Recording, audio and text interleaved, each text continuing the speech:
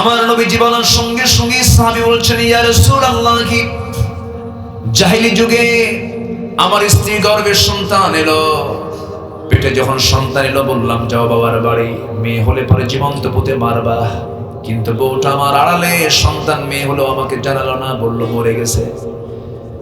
পাশের বাড়িতে রেখে দিয়া 6 বছর বয়স যখন হয়ে গেছে, বড় হয়ে গেছে মেয়েটা, আমাকে কোনোদিন দেখায় না, আমি জানিও না, আমার কাছে কোনো নোট নাই, কোনো রিপোর্ট নাই। হঠাৎ করে একদিন দেখি আমার সামনে মেয়েটা সামনে নড়াচড়া করছে, ঘোরাফেরা করছে, আমার মতোই চোখ, আমার মতো কপাল, আমার মতোই সমস্ত কিছু।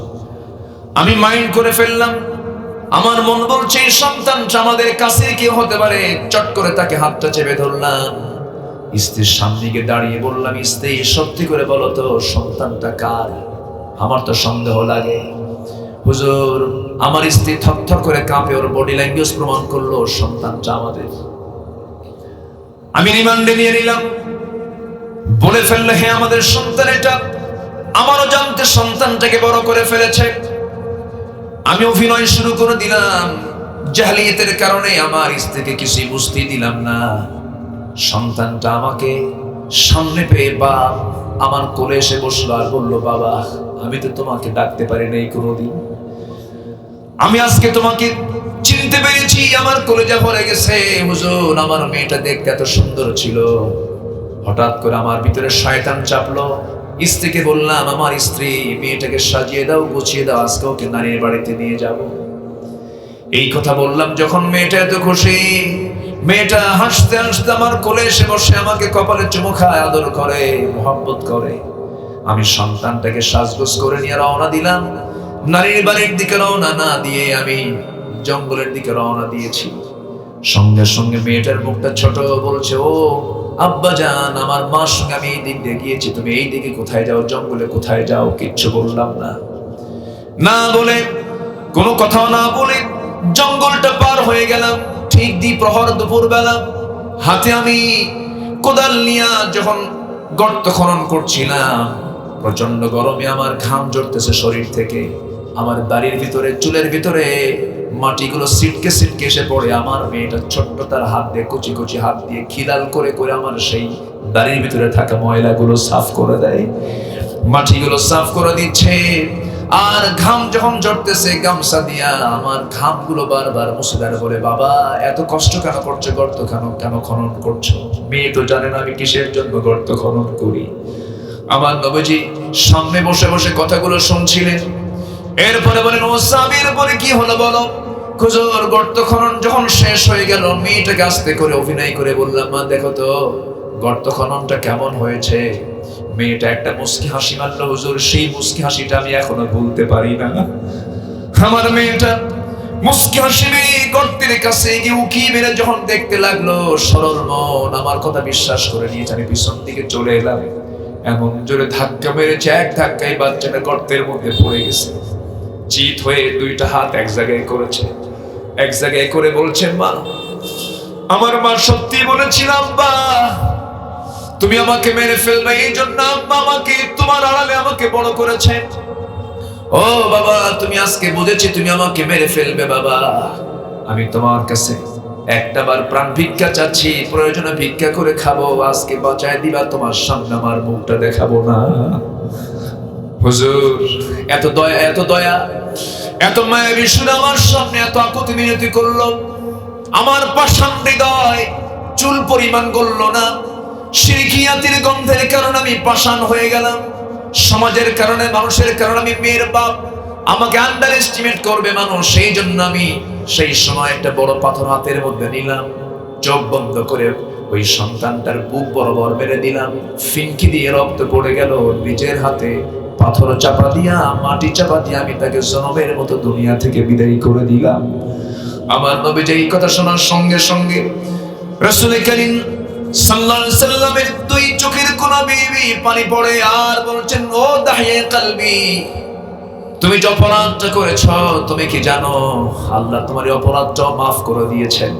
তবে একটা কথা জেনে রেখে দিও দাহিয়ে কলবি, আমার সাহাবী, মানুষ যে এত পাষাণ হয়, এত হৃদয়হীন হয়, এটা আমার আগে জানা ছিল না। মানুষ এই অসভ্য বর্বর সমাজকে রাসূল 40 বছর পর্যন্ত ট্রাই করেছেন। কোরআন ছাড়া ট্রাই করার কারণে তিনি পারেন নাই। বিশ্বনবীর মতো বিশ্বমানের চরিত্র নিয়ে যদি তিনি না পারেন, আজকের এই ঘুমে ধরা সমাজকে ঠিক করার জন্য যত কোরআন ছাড়া বিধান আসুক না কেন, সমাজ কি কখনো ভালো হতে পারে নাকি? আসতে বলবেন না, পারে নাকি? ভালো হবে সমাজ বিনির্মাণে একমাত্র কার বিধান দিয়ে বলেন? কিসের বিধান দিয়ে বলেন? কোরআনের বিধান দিয়ে ভালো হতে পারে। বাড়িতে লেগেছে আগুন, নেভানোর জন্য তো আগুন দরকার না পানি দরকার? আগুন লাগে, পুড়ে ছারখার হয়ে যায়। সে আগুনটা নেভানোর জন্য দরকার হলো পানি। বাড়িওয়ালা হাউমা করে কান্দার বলে, যার কাছে যা কিছু আছে আমারে বাঁচাও, বাড়িতে লেগেছে আগুন। এই আগুন দেখি রাস্তা দিয়ে যাচ্ছিল, ওই বাড়ির সামনে দিয়ে রাস্তা যাচ্ছে, যখন দেখেছে আগুন, যখন বলছে যার কাছে যা কিছু আছে তা নিয়ে আমারে বাঁচাও। এখন যার কাছে যা কিছু আছে মানে সব যা কিছু দিয়া সেই জায়গায় ঢাললে কি আগুন নিভবে নাকি? আগুন নিভানোর উপাদান থেকে বলেন পানি। একজন যাচ্ছে ড্রাম ভর্তি ডিজেল নিয়ে, কি নিয়ে যাচ্ছে? ডিজেল যদি বিসমিল্লাহ বলে ঢেলে দেয় কাম হবে নাকি? আমার দেশে এমনও লোক আছে বিসমিল্লাহ বলে মদ খায়, আছে আছে, এরকম বেয়াদব আছে না নাই? আমার ভাইয়েরা, আরেকজন যাচ্ছিল ভ্যান ভর্তি লাকড়ি খড়ি নিয়ে, যখন শুনেছে যার কাছে যা কিছু আছে তা নিয়ে আমারে বাঁচাও, বিসমিল্লাহ বলে ভ্যান ভর্তি লাকড়ি করে দিছে ঢেলে। আগুন কি কমার কথা না বাড়ার কথা? বিসমিল্লাহ বলে দেখলে কোনো লাভ হবে না, কারণ এখানে তো আগুন নিভবে না। এগুলো দিয়ে আগুন নেভানোর জন্য যেমন দরকার পানি, ঠিক দুনিয়ার তৈরি করা কোন আইন, সমাজতন্ত্র, পুঁজিবাদ, জাতীয়তাবাদ, সেকুলারিজম, ক্যাপিটালিজম, সোশিয়ালিজম, গোটা পৃথিবীতে 70 থেকে 80টি মানব রচিত মতবাদ আছে। মানুষ তৈরি করেছে, ইহুদি তৈরি করেছে, খ্রিস্টানরা তৈরি করেছে। ওদের তৈরি করা বিধান দিয়ে সমাজকে শান্তি হবে না, সমাজ আগুন আরো দাউ দাউ করে দ্বিগুণ দ্বিগুণ জ্বলবে। ইউক্রেন জ্বলতেছে, ইরাককে শেষ করে দিয়েছে, আফগানিস্তানে সমস্ত সম্পদগুলো লুণ্ঠন করে নিয়ে চলে গেছে, লাখ লাখ মানুষকে মেরে মেরে শেষ করে দেওয়া হচ্ছে। আজকের এই প্রযুক্তির দুনিয়ায়, প্রযুক্তির ডেভেলপ হলে পরেও মানুষের চারিত্রিক সীমা ঊর্ধ্বমুখী না নিম্নমুখী? নিম্নের দিকে চলে আসছে। গোটা দুনিয়ার মানুষটা আজকে যেন পশুত্বের রূপ নিয়েছে। আমেরিকার মতো পার্লামেন্টের সমকামিতার আইন পাশ হয়, নাউজুবিল্লাহ বলে, যা কুত্তার মধ্যেও নাই, যা কোনো পশুর মধ্যে নাই। বিকৃত কোনো যৌনাচার কোনো প্রাণীর মধ্যে খুঁজে পাবেন না। আজকে মানুষের মধ্যে বিকৃত যৌনাচার ঢুকেছে, অবাধ মেলামেশা ঢুকে পড়েছে। কিসের প্রযুক্তি? ওই প্রযুক্তি দিয়া যদি জনগণের চরিত্র সুন্দর না হয়, সেই প্রযুক্তির কোনো কল্যাণ আমাদের যদি কোনো কাজে না আসে, আমাদের কল্যাণে না আসে, সেই প্রযুক্তি দিয়ে আমরা কোনো প্রকার উপকৃত হব না। এই জন্য প্রযুক্তিকে ইসলাম বানায় নিতে হবে। কি বানায় নিতে হবে? ইসলাম বানায় নিতে হবে। এই জন্য সব জায়গায় ইসলাম দরকার, আছে না নাই? আসতে বলবেন না, আছে না নাই? যে তরকারিতে লবণ নাই সেই তরকারি মনে খুব স্বাদ, স্বাদ নাকি? যে তরকারিতে লবণ নাই সেই তরকারি যেমন খাওয়ার অনুপযুক্ত। এরকম এখন তো এই এলাকায় সব লবণ না, লবণ না, এলাকা তো লবণে। এই পশ্চিমে যত যাবেন, আমি গতকালকে ছিলাম কুতুবদিয়া, কুতুবদিয়া শুনেছেন তো, নাম শুনেছেন তো? এত মানুষ আমি গতকালকে দেখেছি। ভাবলাম যে আমি আরো যাই, আরো আগের থেকে যাই। 8 বছর হলো এই মাহফিলটা আমি করি, মাঝখানে বন্ধ ছিল, যেতে পারিনি। তো ভাবলাম যে কতই লোক হবে আজকাল। গোটা কুতুবদিয়ার মনে হয় অর্ধেক মানুষ মাহফিলে আসছে, আলহামদুলিল্লাহ। আমি শেষ কোথায় আমি দেখি, আমি খুঁজে পাইনি। তারা প্রজেক্টর দিয়ে, মাঝে মাঝে প্রজেক্টর দিয়ে আমাকে দেখতে পাচ্ছে না, কি করবে তারা? এত মানুষ, সবার চেহারার মধ্যে খুঁজে পেলাম তারা খুব পরিশ্রমী, আলহামদুলিল্লাহ। যার পরিশ্রম দিয়ে, যে শ্রমিক শ্রম মাথার ঘাম পায়ে ফেলে যে ইনকাম করে, সেটা হচ্ছে পৃথিবীর সবচেয়ে বৈধ ইনকাম, আলহামদুলিল্লাহ। কুতুবদিয়া দেখে আসলাম। লবণ কি? লবণ। এলাকা যদি লবণ নিয়ে যদি একটু স্ট্রাইক করে, লবণ দেব না, কাম তো সারা, কাম সারা না। লবণ কি জরুরি কিনা বলেন? ভাত আগে জরুরি, লবণ আগে জরুরি বলেন? খাবেন কেমন? আগে ভাত, দুটাই দরকার। বাঁচার জন্য যেমন খাদ্য দরকার, বাঁচার জন্য যেমন লবণ দরকার, বাঁচার জন্য যেমন আমার প্রধান খাদ্য প্রয়োজন, বাঁচার জন্য যেমন অক্সিজেন প্রয়োজন, বাঁচার জন্য যেমন অক্সিজেন দরকার, জীবনটাকে সাজানোর জন্য তেমন ইসলাম দরকার। ইসলাম সব জায়গায় না, এক জায়গায়। এখন কি ইসলাম সব জায়গায় আছে? মসজিদে আছে। মসজিদে কি আছে দেখেন, ইমাম যদি ভুল করে, সূরা ফাতিহার আগে যদি কুল হু দিয়ে শুরু করে, মানবেন? কি বলবেন? ইমাম সরা, ইমাম কি সরাও, ভুল করছে। প্রথমে লোকমা দিবেন, ইমাম তো সম্মানার্থ, লোকমা দিবেন। নামাজ ভুল হয়ে যাচ্ছে, ইমাম সাহেব আল্লাহু আকবার ঠিক করে ফেলেন, আবার শুনলো না, আবার আল্লাহু আকবার, তাও শুনলো না। ইবনে হাজার আসকালানী রাহমাতুল্লাহ আলাইহি বলেছেন, তিনটা বার বলার পরও যদি না শুনে, সেই সময় সেই ইমাম আর থাকে না, সে হয় স্বৈরাচারী। সে কি হয়? স্বৈরাচার। সেই সময় ওই ইমামের পেছনে যে মুসল্লি দাঁড়াবে সোজা বরাবর, তার দায়িত্ব, তার উপরে দায়িত্বটা বেশি বেড়ে যায়। তার দায়িত্ব হলো সোজা গিয়ে নামাজটা ছেড়ে দিয়া, নামাজটা ছেড়ে দিয়ে কিসে কি করবে? ওই স্বৈরাচারের ঘাড়টা ধরবে শক্ত কইরা, মটকা দিয়া মসজিদ থেকে ঘাড় ধাক্কা দিয়ে বের করে দেবে। কারণ সে নিয়ম লঙ্ঘন করেছে কার? বিধান লঙ্ঘন করেছে কার? একটা ইমাম শুধু সূরা ফাতিহার জায়গায় কুল হু দিয়ে শুরু করেছে, আপনি যদি তাকে না মানেন, শুধু সূরাটা একটু মুকাদ্দাম মুআখার করেছে, আগে পরে করেছে সূরা, কুল হু দিয়ে শুরু করছে, কিন্তু শুরু করতে হবে কি দিয়া? কি দিয়া? সূরা ফাতিহা না আলহামদুলিল্লাহ? বলে যেই লাও সেই তো কদু। অনেকে আবার সূরা ফাতিহা পারে না কিন্তু আলহামদু পারে, অনেকে ইখলাস পারে না কিন্তু কুলহু পারে। তুমি কি সূরা ইখলাস পারো না? তো কুলহু আল্লাহ হ্যাঁ এটা পারে। এই জন্য আমি এটা কমন করে সহজ করে বললাম, কারণ আমাদের মাহফিলেতে খুব সাদামাটা মানুষ থাকে, অনেক সহজ মানুষ থাকে। সহজ মানুষগুলো সহজেই জান্নাতে চলে যাবে। সুবহানাল্লাহ বলেন। জটিলরা হলো বেশি জটিলতা যারা নিয়ে আসে।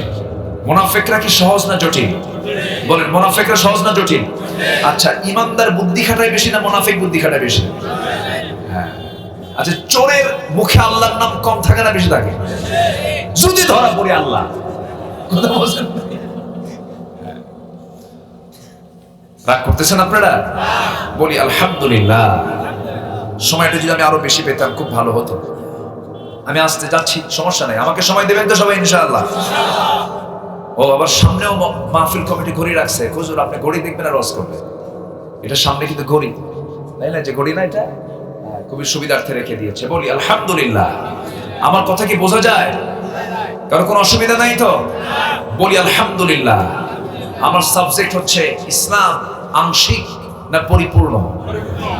আমাকে যে সাবজেক্ট দেওয়া হয়েছে, ইসলাম ১৫০০ বছর আগে শুধু ইসলাম নয়, ইসলাম আমার নবীর যুগে শুধু ইসলাম ছিল তা নয়, ইসলাম আদম থেকে ছিল, রাসূলের যুগেও চলমান ছিল, এখনো ইসলাম কি চলতে পারে কি পারে না? বলেন, পারে কি পারে না?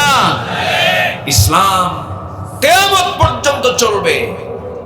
ইসলামের বিরোধিতা করে কোনো লাভ নাই। আপনি বিরোধিতা করবেন, ইসলামের কোনো ক্ষতি হবে না। ইসলাম ছিল, আছে, থাকবে, আপনি থাকবেন না। ঠিক কিনা বলেন? আপনি থাকবেন না। আপনার ক্ষণিকের ক্ষমতার বাহাদুরি দেখানোর জন্য আপনি অনেক ষড়যন্ত্র করেছেন, চেয়ারকে পাকাপোক্ত করার জন্য সুপারগুলো আটা দিয়ে বসছেন, কিন্তু লাভ নাই। আপনাকে যেতেই হবে।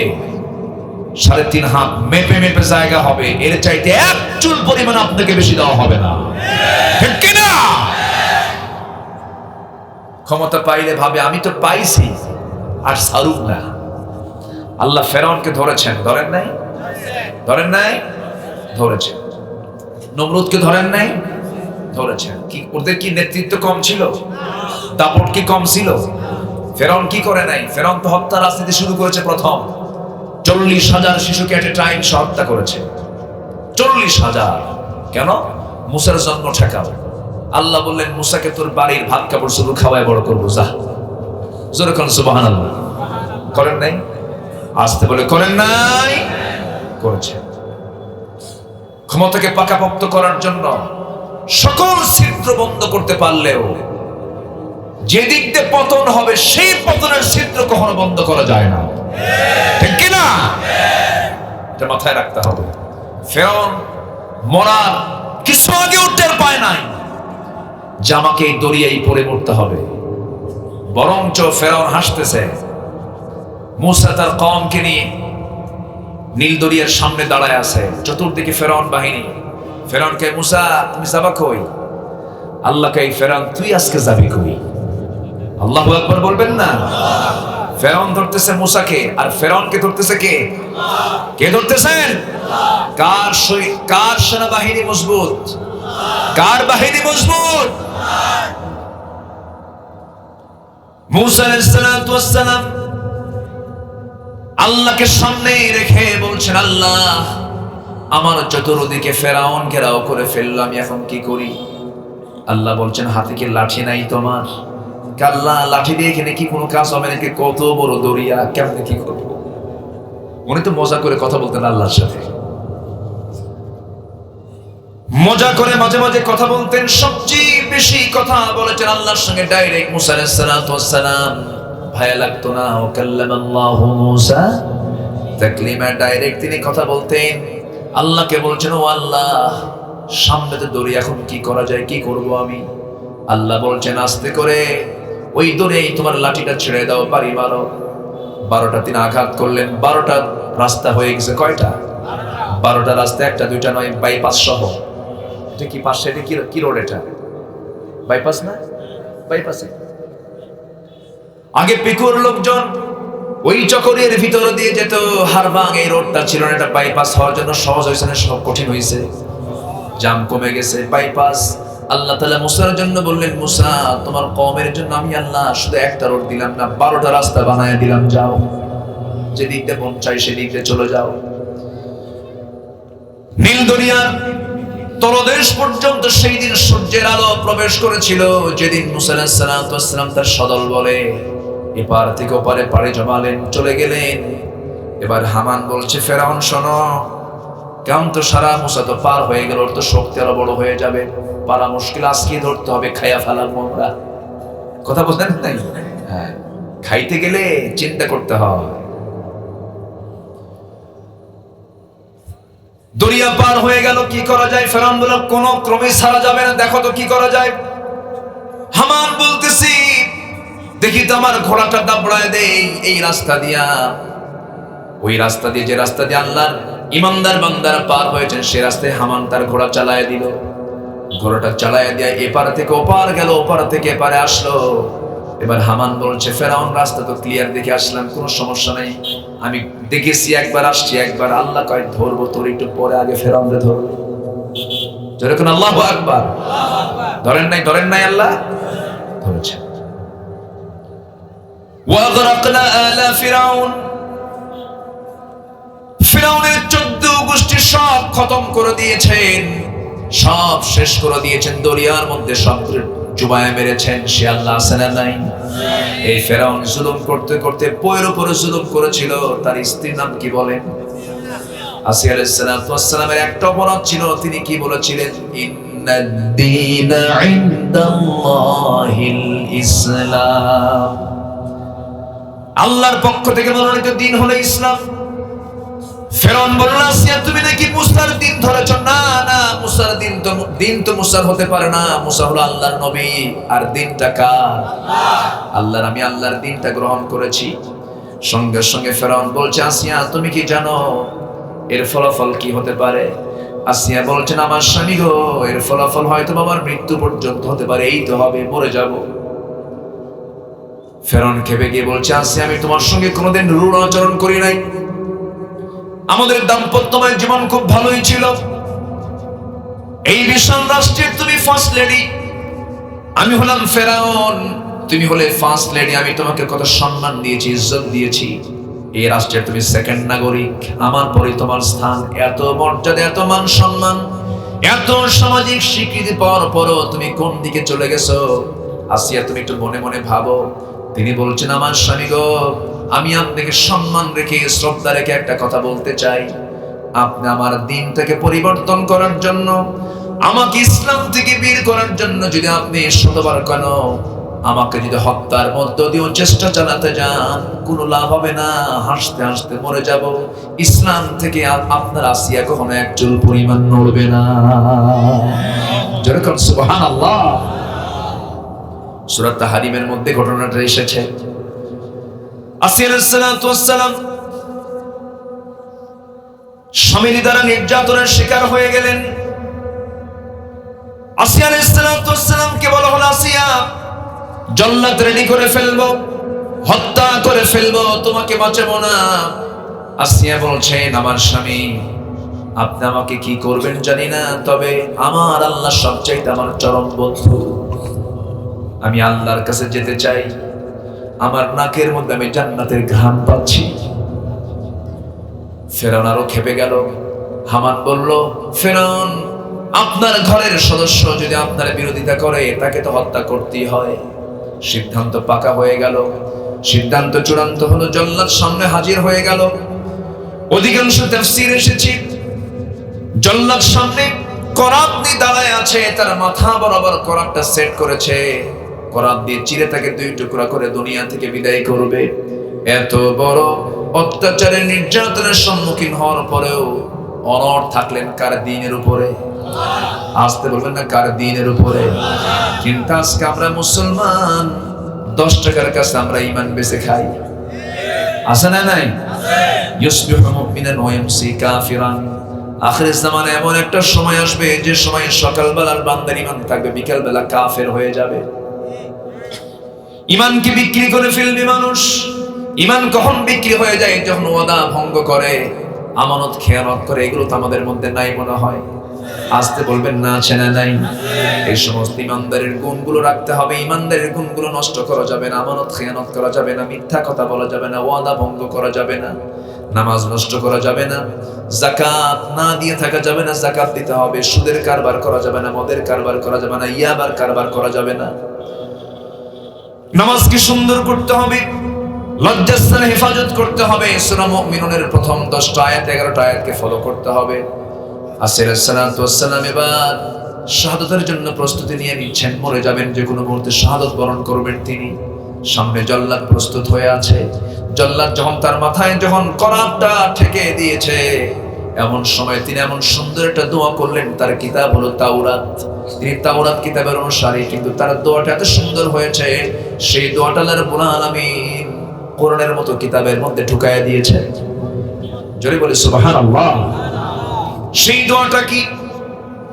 ইসলাম কি দ্বীন হিসেবে গ্রহণ করার কারণে আসিয়াকে কেমন করে জীবন দিতে হলো, সেই সময় তিনি করাত যখন কপালে ঠেকে গেল, সেই সময় তিনি দোয়া করছেন, রব্বি বনিলি ইনদাকা বাইতান ফিল জান্নাতি ওয়া নাজ্জিনি মিন ফিরআউনা ওয়া আমালিহি। আল্লাহ তাআলা, তুমি আমার জন্য বানিয়ে দিবা তোমার কাছে, ইনদাকা তোমার কাছে, বাইতান একটা ঘর। কয়টা ঘর? একটা ঘর দিবা। বুয়ুতান বললেন না, বুয়ুতান মানে বহু ঘর।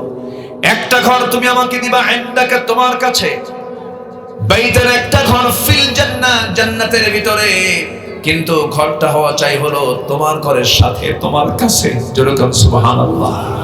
আল্লাহকে তারা কত কাছে নিয়েছেন।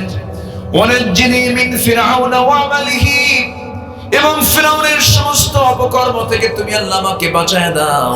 তোমার দিনকে আমি গ্রহণ করতে গিয়ে আজকে আমি রক্তাক্ত হয়ে শহীদ হয়ে তোমার সামনে হাজির হতে যাচ্ছি। আল্লাহ, আমাকে তুমি ঠাঁইটা দিয়ে দিও। আমার ঠাঁই হওয়ার কোনো জায়গা নাই। তুমি আল্লাহ তোমার ঘরের সঙ্গে আমার ঘরটা দিয়ে দিও। যেরকম সুবহানাল্লাহ। দিন শেষে বন্ধু আমার কে বলেন? আসতে বলেন, দিন শেষে বন্ধু আমার কে? কে বলেছে বাবা আপন না? বাবা আপন নয়, মা আপন নয়, ভাই আপন নয়, স্ত্রী আপন নয়, সন্তান আপন নয়। মাল কোনো কাজে আসবে না। মরে যাবো এখনই, মাল মালের জায়গায় পড়ে থাকবে, ব্যবসা ব্যবসার জায়গায় পড়ে থাকবে, সব কিছু রয়ে যাবে। আমাকে শূন্য হাতে আমাকে ফিরে যেতে হবে। কার সামনে? আসতে বলবেন না, কার সামনে যেতে হবে? এই জন্য আমরা কারো দিন মানবো না, দিন মানবো কার? আসতে বলবেন না, দিন মানবো কার? আল্লাহর দিনটা আমরা মানবো। এই দিনের বিরুদ্ধে ষড়যন্ত্র আছে না নাই? আসতে বলবেন না, আছে না নাই? কবরে প্রশ্ন হবে, সেই কবরের প্রশ্নের মধ্যে দ্বীনের কথা আছে না নাই, ইসলামের কথা আছে না নাই। প্রশ্ন হবে তিনটা, কি সামনে আগে আসতে হবে না? থাকুক না, জায়গা নাই তো। আমার দিকে তাকান, কষ্ট পাচ্ছেন আপনারা? এত মানুষ এত দ্রুত চলে আসছেন, বলি আলহামদুলিল্লাহ। আমার ভাইয়েরা, কবরে তিনটা প্রশ্ন হবে। সেই কবরের তিনটা প্রশ্নের মধ্যে দ্বীন নিয়ে প্রশ্ন আছে, ইসলাম নিয়ে প্রশ্ন আছে। আমার মনে হয় জায়গা হচ্ছে না, একটু একটু আগায় আসেন, আমার দিকে আসেন, একটু হরকত করেন, বরকত পাবেন। জিকির করি লা ইলাহা, আরো জোরে লা ইলাহা, আরো জোরে সুবহানাল্লাহ আলহামদুলিল্লাহ, আরো জোরে সুবহানাল্লাহ আলহামদুলিল্লাহ, লা ইলাহা, সুবহানাল্লাহ আলহামদুলিল্লাহ, আরো জোরে লা ইলাহা, লা ইলাহা ইল্লাল্লাহু মুহাম্মাদুর রাসূলুল্লাহ। কবরে প্রশ্ন হবে কয়টা বলেন? তিনটা প্রশ্নের মধ্যে এক নাম্বার প্রশ্ন হলো মার রব্বুক, তোমার রব কে? আরো জোরে, রব মানে কি? রব মানে হলো আইনদাতা, বিধানদাতা, লালনকারী, পালনকারী। তাহলে আমার রব কে বলেন? কোথায় আমরা রব আল্লাহ বানাইছি? আমরা কার আইনে চলি? আল্লাহর আইনে না মানুষের আইনে? কই রবের অর্থ যদি বলতে যাই অনেক লম্বা সময় লেগে যাবে। এক কথাই বলে দিচ্ছি, রব মানে হলো যিনি সকল প্রকার অযোগ্যতা, অপূর্ণতা, ব্যর্থতা থেকে সম্পূর্ণ মুক্ত। তিনি কে? এই জমিনের সমস্ত সৃষ্টিগুলো কার হুকুমে চলে? আকাশ চালান কে? জমিন চালান কে? সমুদ্র চালান কে? সমুদ্রের ঢেউগুলো তিনি সুন্দর করে চালায় নেন। যে আল্লাহ সমুদ্র চালান, যে আল্লাহ সূর্য চালান, আকাশ চালান, জমিন চালান, সে আল্লাহ মানুষ চলবে কেমনে? তার জন্য তার পক্ষ থেকে ব্যবধান, তার পক্ষ থেকে বিধান, তার পক্ষ থেকে দ্বীন আছে না নাই? আছে না নাই বলেন? তার নাম হলো ইসলাম। তার নাম কি? ইসলাম। এখন আল্লাহ তাআলা দিয়েছেন ইসলাম, এটা হচ্ছে আল্লাহর আইন। আমি যদি আল্লাহকে বিশ্বাস করতে চাই, অবশ্যই বিশ্বাস করতে হবে তাকে আইনদাতা হিসাবে। আমি আইন মানবো কার? এক জায়গায় না, সব জায়গায়। মার রব্বুক, যখন বলবে তোমার রবকে, দুনিয়াতে যদি আপনি আল্লাহর আইনটা না মেনে যদি অন্য দুনিয়ার কোন আইনকে মেনে যান, যে ব্যক্তির আইন মানছেন তার নাম মুখ দিয়ে বের হবে অমক সরিবতী, আল্লাহর নাম আসবে না। মার রব্বুক, তোমার রব কি? রব্বি আল্লাহ আসবে না। তখন আপনি যদি কার্ল মার্কসের কোন মতবাদকে বিশ্বাস করেন, লেনিনের মতবাদকে বিশ্বাস করেন, কমিউনিজমকে বিশ্বাস করেন, সেই সময় তাদের নামগুলো বের হয়ে আসবে। অথবা বলবেন হা হা লা দিলে আমি কিচ্ছু পারি না। ওমা দীনুক, তোমার দল কি ছিল? জোরে বলেন, আরো জোরে। নবীর দলের নাম কি? আল্লাহর দলের নাম কি? অতএব আমাদের দলের নামটাও কি হবে? আরো জোরে বলেন, আরো জোরে বলেন, আরো জোরে বলেন। মনে থাকবে, যে নেতা নামাজ পড়ে না, নামাজি লোক, সেই নেতার কোনোদিন আনুগত্য করতে পারে না। আমার দেশে বহু নামাজি লোক আছে, মসজিদ ইমামের পিছনে নামাজ পড়ে, সুন্দর করে নামাজ পড়ে পড়ে কপালটা কালো বানাইছে, ভালো কথা, কিন্তু বাইরে গিয়ে তার নেতা হলো বেনামাজি অথবা হিন্দু লোক। আছে না? আসতে বলবেন না, আছে না নাই? ঠিক আমার নবীর পিছনে যারা মুনাফিকি করেছে, নামাজ পড়েছে তারা ঠিক, রাসূলের পিছনে ইত্তেদা করেছে, মদিনার মসজিদে নামাজ পড়েছে, তারা নামাজ পড়েছে নবীর পিছনে, আর নেতৃত্ব মেনেছে আবু জেহেলদের। সেই মুনাফিকরা এখন আছে না নাই? নামাজ পড়ছে নবীর পিছনে, নবীজির ওয়াজে কান্নাকাটিও করছে, চোখের পানিও বের হয়েছে। কিন্তু যেদিন বদর যুদ্ধের দিন, তখন পেঁয়াজ লাগাই দিছে। আবু জেহেলকে আগে সংবাদ দিয়েছে, তুমি আসো, এদিকে অবস্থা খুব ভালো, মুহাম্মদ পরাজিত হয়ে যাবে। যেরকম নাউজুবিল্লাহ, এরকম পেঁয়াজ লাগানো লোক এখন আছে না নাই? আসতে বলবেন না, আছে না নাই? কাফেরের দ্বারা ইসলামের যত ক্ষতি হয়েছে মুনাফিকদের দ্বারা তার চেয়ে কম না বেশি? বেশি। মুনাফিকের কোনো চরিত্র যেন আল্লাহ আমাদের ভিতরে না দেন। জোরে বলি আমিন। মুনাফিকদের এক নম্বর বৈশিষ্ট্য হলো আল্লাহু ইয়াশহাদু ইন্নাল মুনাফিকিনা লাকাযিবুন। আল্লাহ নিজে সাক্ষ্য দিচ্ছেন মুনাফিকরা সবচেয়ে বেশি মিথ্যা কথা বলে। আমরা মিথ্যা কথা বলবো না। জোরে বলি ইনশাআল্লাহ। আরো জোরে বলি ইনশাআল্লাহ। তাহলে ইসলামকে আমরা মানবো 1 আনা 16 আনা 16।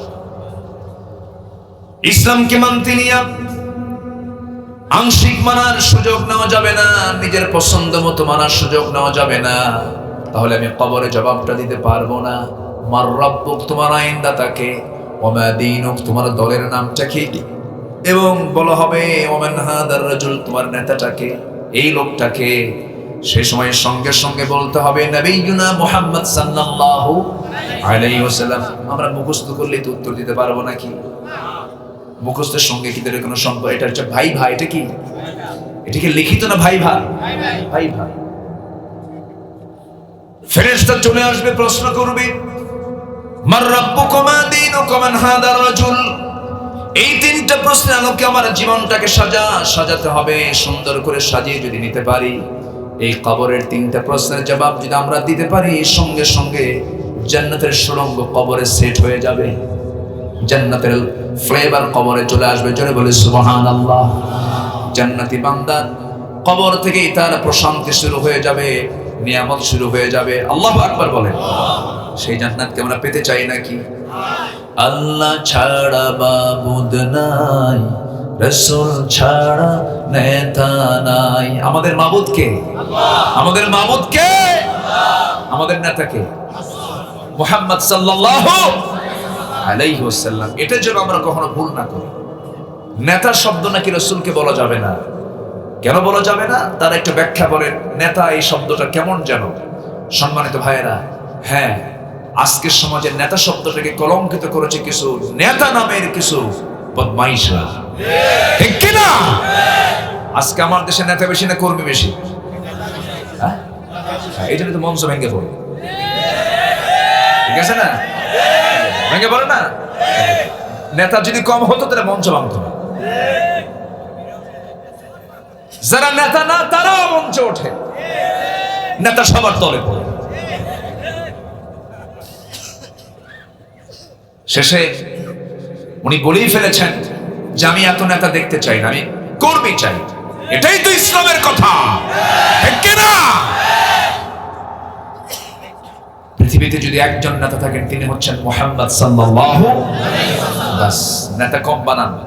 এত নেতা বানালে কাম সারা। কষ্ট পাচ্ছেন? আলোচনা চালিয়ে যাই। আল্লাহু আকবার বললে নাকি সমস্যা? বলে যে এটা নাকি নির্দিষ্ট দলীয় স্লোগান। আল্লাহু আকবার যদি নির্দিষ্ট দলীয় স্লোগান তোমরা বলো, তাহলে তোমাদের স্লোগান কি? তাদেরকে উল্টা প্রশ্ন করার দরকার আছে না নাই? যারা বলে আল্লাহু আকবার, নারায়ে তাকবীর, আল্লাহু আকবার নির্দিষ্ট দলীয় স্লোগান, তার তোদের স্লোগান কি? তোদের যে স্লোগান, সেই স্লোগান দিয়ে তোদের জানাজা হবে, আল্লাহু আকবার হবে না। আস্তে কর, ঠিক কি না?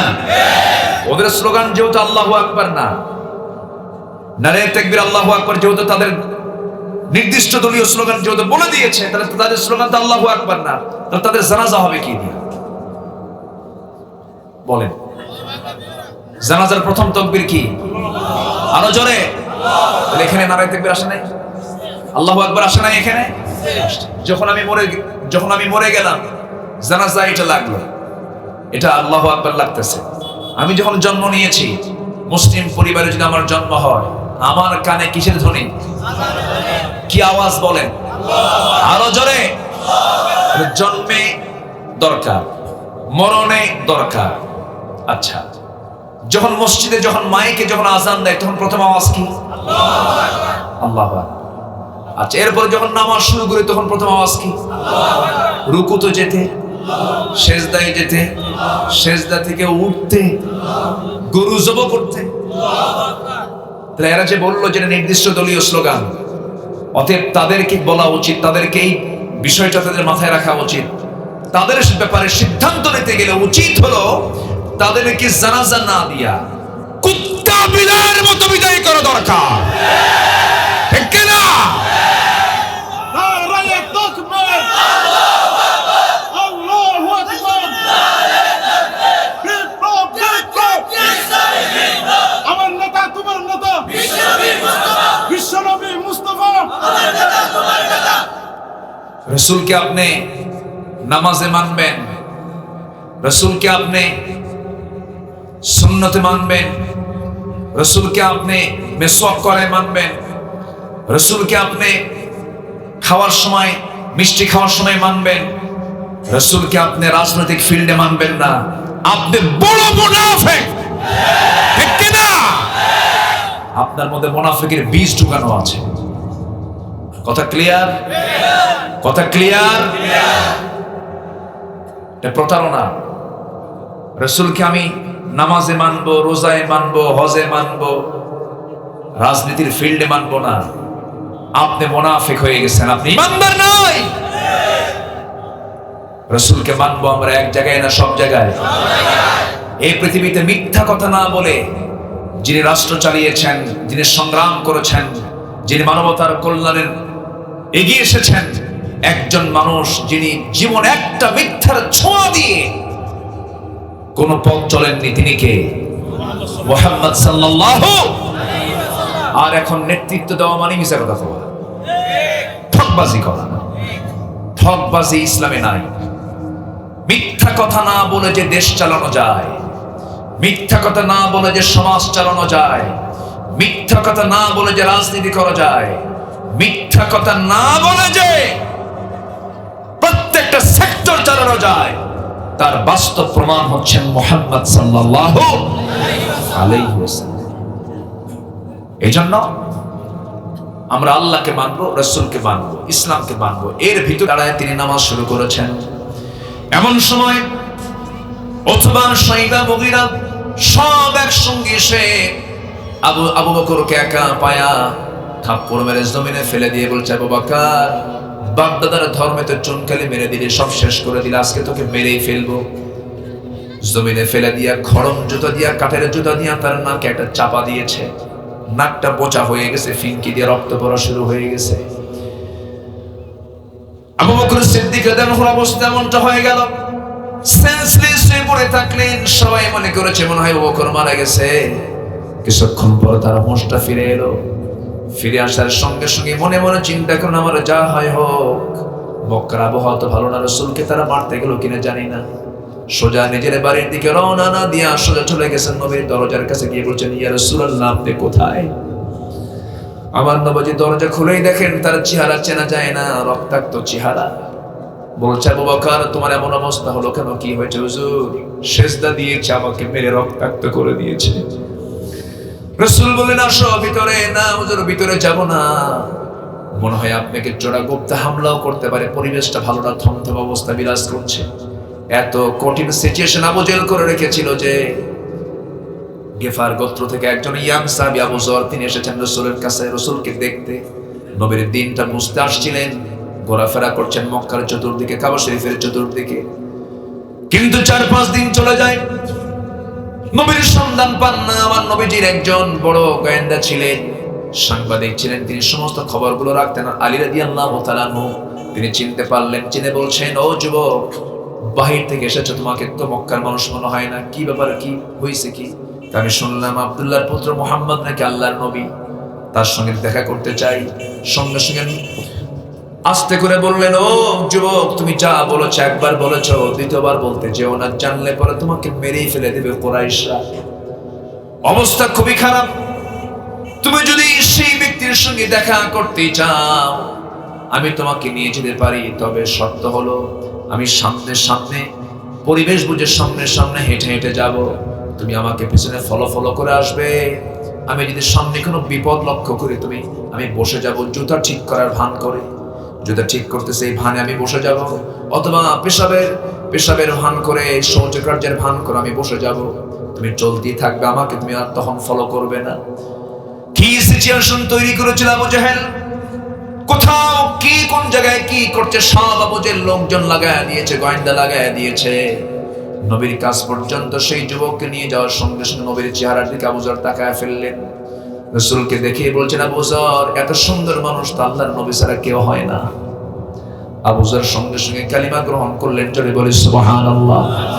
ইসলাম কবুল করার সঙ্গে সঙ্গে রাসূল বলেন, আবু যর, যা বল, ইসলাম যে কবুল করেছো এই সংবাদ যেন মক্কার কেউ না জানে। তুমি তোমার গোত্রের মাঝে চলে যাও, দ্বীনের প্রচার করো। একটা জিনিস মক্কার মানুষ যদি জানে তোমাকে কিন্তু মেরেই ফেলে দেবে। হুজুর ঠিক আছে, বলবো না কাউকে। সেই জায়গা থেকে পাহাড়ি গুহা থেকে নবীর সঙ্গে সাক্ষাৎ করি যখন তিনি গেফার গোত্রের দিকে চলে যাচ্ছেন, বাড়ির দিকে চলে যাচ্ছেন, কাবার চিত্র যখন দেখেছেন, কাবা ঘর যখন দেখেছেন, সামনে দাঁড়ায় এমন মনে ভাবলেন, এত বড় মহাসত্য আমি কেমন করে আড়াল করি। সমস্ত কুরাইশকে লক্ষ্য করে বললেন, আশহাদু আল্লা ইলাহা ইল্লাল্লাহু ওয়াহদাহু লা শারীকা লাহু ওয়া আশহাদু আন্না মুহাম্মাদান আবদুহু ওয়া রাসূলুহু। এমন কালিমা পড়লেন, বৃষ্টির মতো পাথর মারা শুরু হয়ে গেল। মারতে মারতে রক্তাক্ত করে ফেলা হলো। আবু যর গিফারী জমিনে পড়ে গেলেন। আবু জেহেল দূর থেকে এসে বলছে, কাকে তোমরা মারো, কাকে মারো? তাকে জমিন থেকে টেনে তুলে বলছে, তোর বাড়ি কোথায় রে বল। আমি গেফার গোত্র থেকে এসেছি। কি তোকে মারা হলো কেন? তুই নাকি ইসলাম কবুল করেছিস। ইসলাম কবুল করেছি আমি, আমাকে মেরে ফেলে দাও, তবুও দিন থেকে একচুল পরিমাণ নড়বো না। আবু যর গিফারী এই শক্তিশালী মজবুতের আওয়াজ শুনে আবু জেহেল বলল, শোনো কুরাইশরা, তোমরা একে মারতে আর যেও না, কারণ এ হলো গেফার গোত্রের মানুষ। যদি এই লোকটাকে আজকে আমরা মেরে ফেলে দেই, ব্যবসা করতে যাইতে নিয়ে ওই রাস্তা দিয়ে যাওয়া লাগে, ব্যবসা কিন্তু বন্ধ। দেখছেন, শয়তান হলেও তাও ঠিক আছে। কি কথা কি বুঝতেছেন? মারা যাবে না, যা করছো করছো, জীবনে শেষ করে দিও না, তাকে ছেড়ে দাও। ছেড়ে দেওয়া হলো। এরপরে রাসূল করিম সাল্লাল্লাহু আলাইহি ওয়াসাল্লাম একদিন বলেছেন, আবু যর, তোমাকে মানা করার পর তুমি এই কথাটা প্রকাশ্যে বললে কেন? তিনি বলছেন, হুজুর, আমি প্রকাশ্যে না বলার কারণ আমাকে অপরাধী মনে হচ্ছিল, কারণ এত বড় হককে আমি কেমন করে গোপন করি। যেরকম সুবহানাল্লাহ, এত বড় হককে আমি কেমন করে গোপন করি। মার খেয়ে খেয়ে সাহাবায়ে কেরামের ঈমান আরো পাকা হয়ে গেছে। আবু বকর সিদ্দিক রাদিয়াল্লাহু আনহু বলছেন, হুজুর, আপনি থাকতে পারবেন না, আপনাকে মেরে ফেলবে তারা, অতএব আপনিও চলুন, আমরা মক্কার বাইরে চলে যাই। সিরাত গ্রন্থে আসছে, সাইয়েদনা আবু বকর রাসূলকে এত পরিমাণ ভালোবেসেছেন, তার কাছে তিনটা জিনিস প্রিয় ছিল। হুজুর, আমার কাছে তিনটা জিনিস প্রিয়, আন-নাজরু ইলাইকা, আপনার দিকে তাকায় থাকা, ওয়াল জুলুস বাইনা ইয়াদাই, আপনার সামনে বসে থাকা, ওয়াল ইনফাকু মালি আলাই, আপনার জন্য সমস্ত মাল খরচ করা, সব নবী কেন্দ্রিক। রাসূলকে বলা হলো, হুজুর আপনি চলুন। রাসূল বলছেন, চল আবু বকর, আমরা বাইরেই যাই, চলো। মক্কার বাইরে চলে গেলেন। রাসূল বলছেন, আবু বকর, যে পরিমাণ রক্তক্ষরণ হচ্ছে তোমার দেহ থেকে, তুমি তো বাঁচবে না, মরে যাবে। দেখি তো কিছু সংগ্রহ করা যায় নাকি, কোনো খাবার পাই নাকি। উটের পাল পেলেন, হলো না কাজ। মেষের পাল পেলেন, হলো না কাজ। একটা ছাগলের পাল দেখলেন, সাথে রাখালকে পেলেন। রাখালকে ডাক দিয়ে বলছেন, রাখাল, ছোট্ট একটা ছাগি তুমি আমাকে দেবে নাকি? ছাগিটা দিলে পরে আমি একটি দুধ দহন করে আমার বন্ধুকে খাওয়াবো। রাখাল বলছে, অসম্ভব ব্যাপার, আমার তো আমানতগুলো মালিক আছে, আমি যদি না বলে দেই এটা আমার আমানতের খেয়ানত হয়ে যাবে। আমার নবজি ওই লোকটার কথা শুনে, রাখালটার কথা শুনে এত খুশি হলেন, নাহারে, মক্কার মরু অঞ্চলে ঈমান নাই কিন্তু আমানতটা ঠিক আছে, আর আমাদের ঈমান আছে কিন্তু আমানত ঠিক নাই। নবীজি খুশি হয়ে গেলেন। এরপরে বলছেন, রাখাল, বড় কোন ছাগি আমাকে দেওয়ার দরকার নাই, ছোট্ট ছাগি, যে ছাগির পেটে বাচ্চা আসে নাই, যে ছাগির ওলানে কোনো দুধ নাই, ছোট্ট একটা ছাগি তুমি আমাকে দাও তো। রাখালটা মুসকি মুসকি হাসি মেরে বলে, লোকটা পাগল নাকি, ছোট্ট ছাগি দিয়ে কি করবে? কিন্তু জানো না তো এটা কোন পরশ পাথর।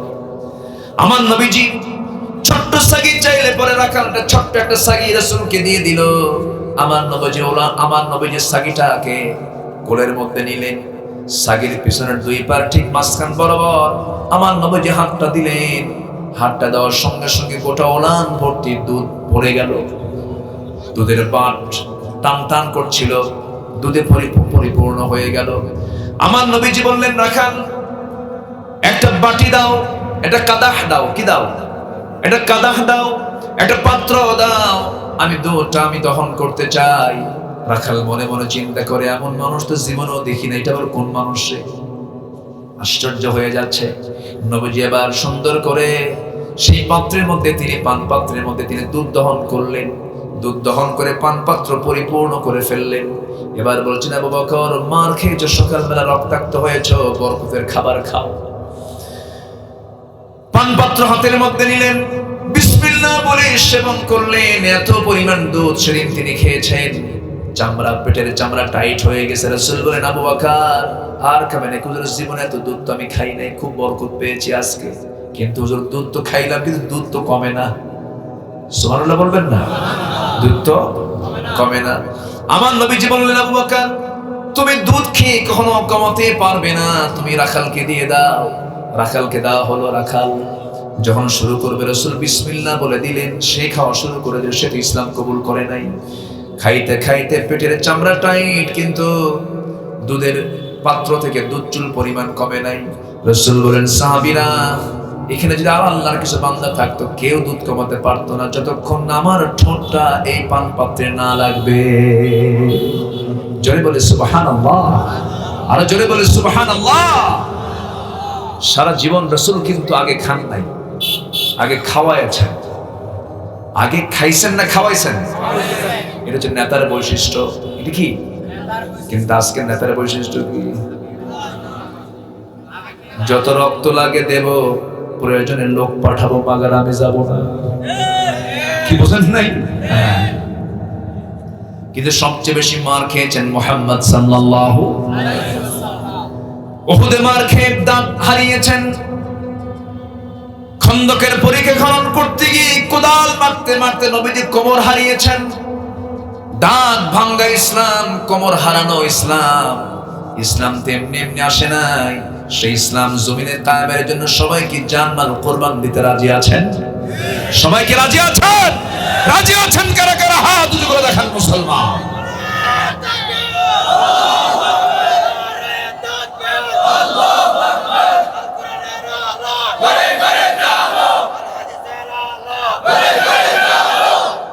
আল্লাহ কবুল করুন। জোরে বলি আমিন। আমার নবীজি আগে খান নাই, আগে খেয়েছেন, খাওয়াইছেন আগে, এরপরে নিজে খেয়েছেন। এমনকি বাড়ির বউটা পর্যন্ত, আম্মা জান আয়েশা বলে, আমি রাসূলকে এত জোর করতাম, উটের দুধ নিয়ে বলতাম, হুজুর আপনি খান না, আমি আগে খাবো না, তুমি আগে খাও। আমি গোশত নিয়ে যেতাম, রাসূল বলতেন না, তুমি আগে খাও। আমি খেতাম, হাড়গুলো রেখে দিতেন, রাসূল সে হাড়গুলো চুষে চুষে খেতেন। জোরে বলে সুবহানাল্লাহ। আমি দুধ পান করতাম, রাসূল মাথাটা নিচু করে দেখতেন, আমি কোন দিকে ঠোঁট লাগিয়েছে সেই দিকে ঠোঁট লাগিয়ে লাগিয়ে রাসূল বাকি দুধ তিনি পান করতেন। জোরে বলে সুবহানাল্লাহ। এই জন্য বউকে আগে খাওয়ানো কি? আস্তে আস্তে খাওয়া। অন্তত মায়েরা একটু খুশি হোক ভাই, বলেন আগে খাওয়ানো কি সুন্নাত। আমার এই মাহফিলে মায়েরা আসছে কিনা জানি না। জি আলহামদুলিল্লাহ, বউকে আগে খাওয়ানো কিন্তু সুন্নাত, এটাও সুন্নাত। কিন্তু মাদের কিছু অভিযোগ আছে, থাকে অভিযোগ। আপনি মাছটা কিনে আনেন ঠিক আছে, কিন্তু মাছটা কিনে আনলেন আপনি, মাছটা যিনি কুটলো, যিনি কুটলেন, সুন্দর করে পরিষ্কার করে রান্না বান্না করলেন, ইলিশ মাছের পিছনের সাইডটা মজা না মাথার সাইডটা মজা? আস্তে কয়, মাথা মজা না পিছনের সাইডটা মজা? মাথা। কিন্তু এই মাথাটা রান্না বান্না করলো স্ত্রী, হাজবেন্ড ওয়াইফ খেতে বসলো, কিন্তু মাথাটা কে পায়? ভালো করে কবেন, কে পায়? হ্যাঁ, স্বামী পায়। স্বামী পায়, তাই না? তো রাসূলকে আগে খাইছেন না আগে খাওয়াইছেন? এখন মেয়েরা হয়তো মনে মনে বলতেছে, হুজুর এক যুগ হলে বিয়ে হয়েছে, আজ পর্যন্ত মাছের কাল্লা পাই নাই। ভালো করে একটু ওয়াজ করে দিয়ে যাবে। আমার নবীজি কি ভালোবাসা দিয়েছেন, কোন স্ত্রী তাকে অভিযোগ দেন নাই। 4 স্ত্রী একদিন দৌড় মেরে রাসূলের কাছে একসঙ্গে চলে আসছেন, হুজুর আমাদের মধ্যে গন্ডগোল লাগছে, কি সত্যি করে বলেন তো আপনি আমাদের 4 জনের মধ্যে কাকে বেশি ভালোবাসেন? ও বলে আমাকে, ও বলে আমাকে, আপনিই বলেন আপনার মুখ থেকে। রাসূল বললেন, এই উত্তর এখন দেব না, যাও। কালকে সকালবেলা। রাতের বেলা তিনি কি করেছেন, 8টা খেজুর নিয়েছেন, 2টা করে খেজুর 4 স্ত্রী ঘরে 2টা করে দিচ্ছেন। প্রথম স্ত্রী ঘরে গিয়ে আম্মা জান আয়েশাকে বলছেন, আয়েশা আমি তোমাকে কিন্তু খুব ভালোবাসি, আই লাভ ইউ। কি কথা কি বুঝতেছেন আপনারা? এটা কি বলা জায়েজ আছে না নাই বলেন? এটা কি অন্যের বউ না নিজের বউ? হ্যাঁ, এটা যেন মনে থাকে, অন্যের বউ না কিন্তু। আবার আল্লাহ বলছেন ওয়ানকিহুল আয়ামা, তোমরা স্বামীহীন নারীকে বিয়ে করো। এখনকার যুবকরা কি করে জানেন? যার বউ অন্যের বউ ঘরে, সেখানে তো ঘুদাঘুদি করে। এ আছে না নাই? তুমি ওখানে প্যাঁচ লাগাও কেন? নিজেও বিপদে পড়তেছো, আরেকজনকে বিপদে ফেলায় দিচ্ছ। কি দরকার? অনেক ফাঁকা আছে না মহিলা যাদের স্বামী নাই, তাদেরকে বিয়ে করতে বলেছেন কে? আল্লাহ। যুবকরা, তোমাদের রিজিক বাড়বে, 3টা আমল করবা। 3টা আমল যদি করো, তোমাদের রিজিক যা ছিল তার ডাবল হয়ে যাবে। শুনবা? আগ্রহ আছে? 1 নম্বর, তাড়াতাড়ি বিয়ে করো। হ্যাঁ, ও কি সমস্যা তোমাদের? বিয়ে করার সমস্যা? হ্যাঁ, কি সমস্যা কও? ও আগে চাকরি লাগে না, এই যে কি অভিযোগ দেখেন, কি সমস্যা? হ্যাঁ, ও বাবাদের একটু বলতে হবে না, বাবাদের সমস্যা আছে। হ্যাঁ,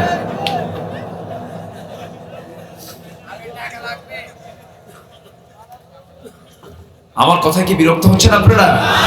আলোচনা চালাবো। আল্লাহকে বিয়ে দেখতে চান না জেনা দেখতে চান? জেনা বন্ধ করার জন্য কি দরকার? আমি কি পরামর্শ দিয়েছি হাসার কথা না আসল কথা? আসল কথা। জেনা করো না, ব্যভিচারে যেও না। তুমি যদি বিয়ে করো, আল্লাহ তোমাকে ধনী বানায় দিবেন। আল্লাহর আয়াত এটা। আল্লাহ তোমাকে ধনী বানায় দিবেন। টেনশন করো কেন? গোছায়া বিয়া নয়, বিয়ে করে গোছায়া নাও। আল্লাহ তোমাকে এই বাংলাদেশেই বলেন আপনি, যত বিলিয়নার, যত মিলিয়নার, যত গ্রুপ অফ ইন্ডাস্ট্রিজের যারা মালিক, সব বিয়ের আগে ধনী না বিয়ের পরে ধনী? বিয়ের পরে ধনী। বউ ঘরে আসলেই তো সম্পদ বরকত হবে, কিন্তু এটা ভুল ধারণা। বিয়ে শাদী করে নিবা। যুবকদের 1 নম্বর মেসেজ, রাসূল তার মেয়েকে বিয়ে দিয়েছেন কম বয়সে। রাসূল নিজেও বিয়ে করেছেন 25 বছরে, বাপও নাই মাও নাই। বিয়ের সময়টা তিনি উপযুক্ত সময় তিনি বিয়ে করে বুঝাচ্ছেন, ও পৃথিবীর যুবকরা, আমার সুন্নাত তোমরা ফলো করো। আল্লাহু আকবার বলেন। সময় নেই, অধিকার না যাই। সম্মানিত ভাইরা, আমার রাসূল বললেন, আবু বকর রাখালকে দাও। রাখাল খেয়ে নিল, দুধ কমে না। রাসূল শেষে দুধের পাত্রটা নিচে নিয়ে বিসমিল্লাহ বলে সেবন করলেন, দুধ শেষ করে ফেললেন। এরপর বলছেন, আবু বকর চলো যাই। রাখাল কান্দে। রাখাল কি করে? কান্দে। রাখাল মনে মনে চিন্তা করে, আমার কোন আজীব মানুষ পাইলাম, এরকম মানুষ তো কোনোদিন পাই নাই। এবার বলছে, ঠিক আছে, আপনি চলে যাচ্ছেন, কিন্তু আমাকে সাথে নিয়ে যান।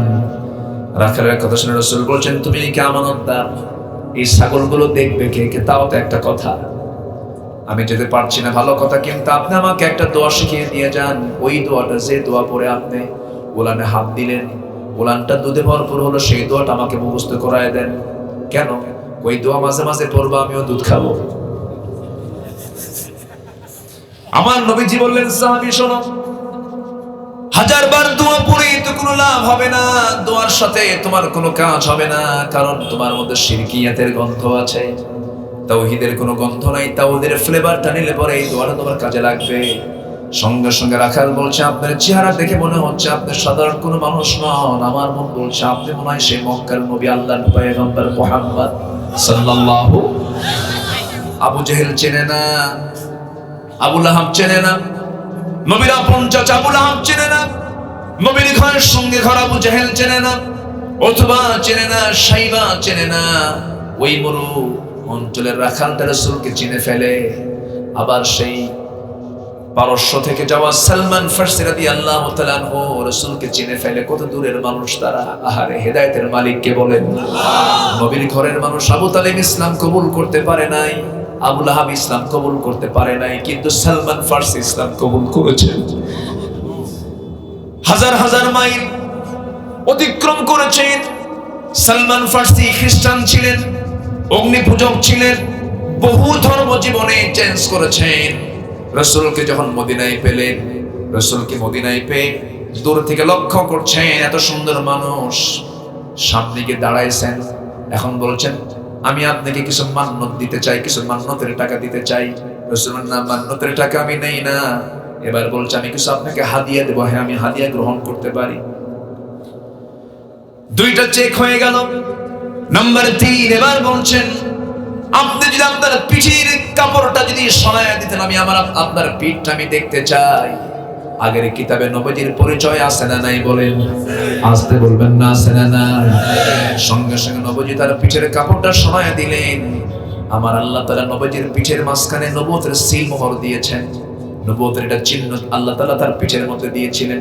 সেই নবুয়তের সেই সিল মোহর যখন সালমান ফার্সির নজরে পড়ে গেল, রাসূলকে জড়িয়ে ধরে বলছেন, আশহাদু আল্লা ইলাহা ইল্লাল্লাহু ওয়াহদাহু লা শারীকা লাহু ওয়া আশহাদু আন্না মুহাম্মাদান আবদুহু ওয়া রাসূলুহু। হেদায়েতের মালিক কে?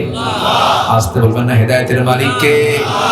সেই পারস্য থেকে এসে কালিমা পড়ে, কিন্তু ঘরের মানুষ কালিমা পড়ে না। হেদায়েত চাইবো আমরা কার কাছে?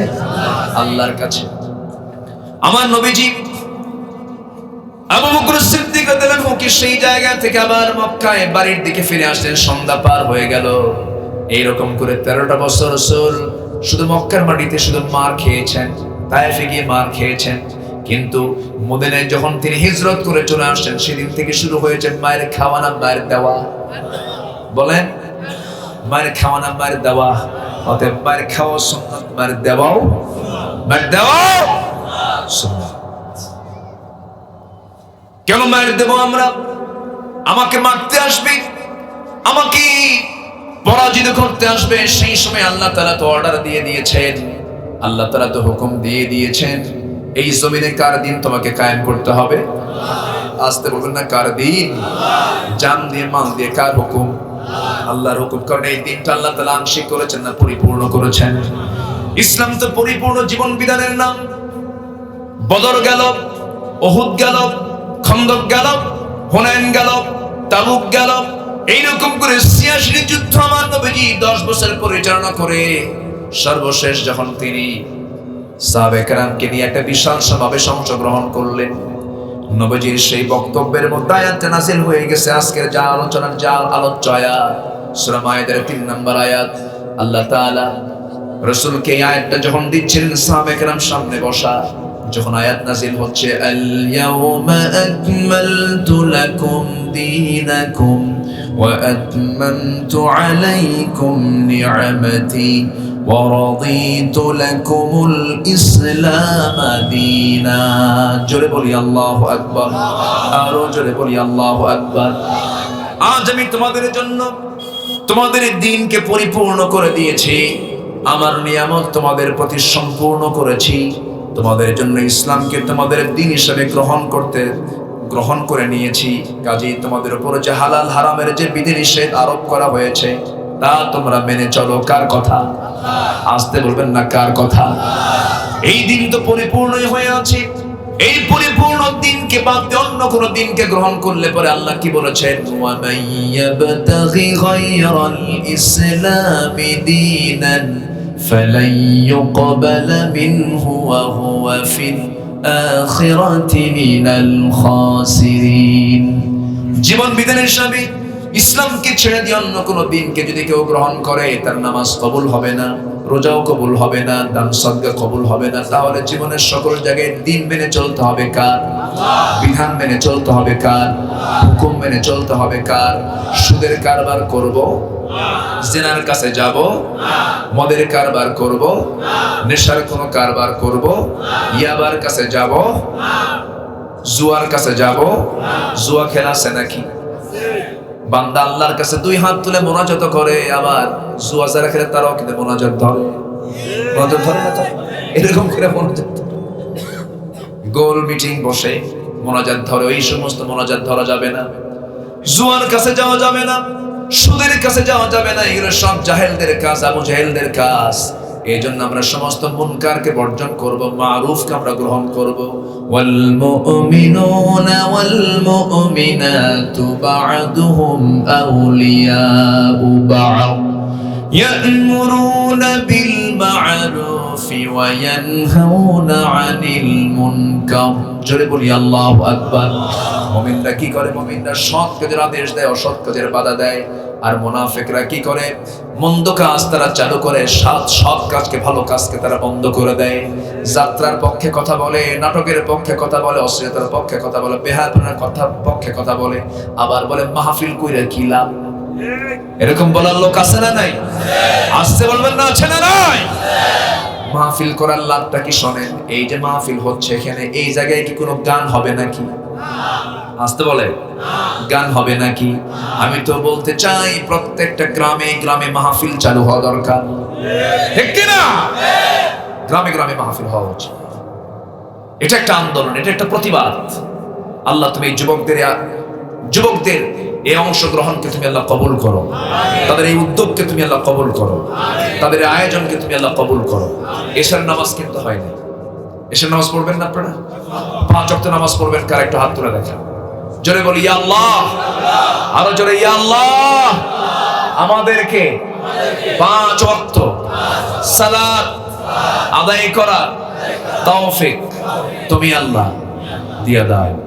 জোরে বলি আমিন।